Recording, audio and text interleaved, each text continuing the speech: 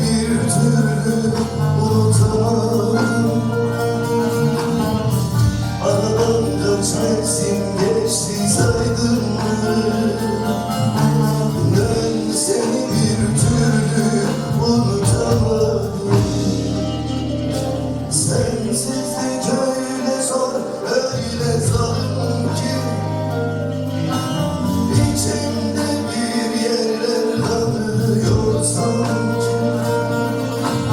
Bir başka yüreğe yaralamam ki. Ben seni bir türlü unutamadım. Sensizlik öyle zor, öyle zalim ki İçimde bir yerler kanıyor sanki. Bir başka yüreğe yaralamam ki. Gel seni bir türlü unutamam.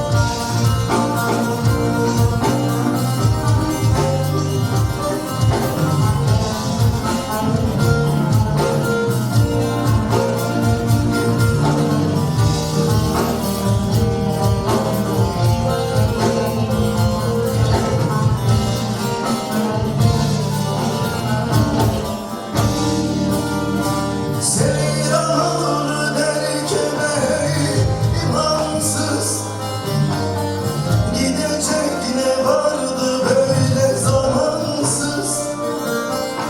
Seyran derken ey imansız, gidecek ne vardı böyle zamansız. Hiçbir şey yolunda gitmiyor sensiz. Gel seni bir türlü unutamadım.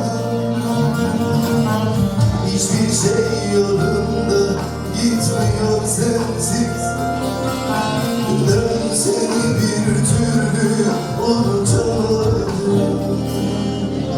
Sensizlik öyle zor, öyle zalim ki İçimde bir yerler varıyor sanki. Bir başka yüreğe yaralamam ki. Gel seni bir türlü unutamadım. Sensizlik öyle zor, öyle zalim ki İçimde bir yerler kanıyor sanki. Bir başka yüreğe yaralamam ki. Gel seni bir türlü alim unutamadım.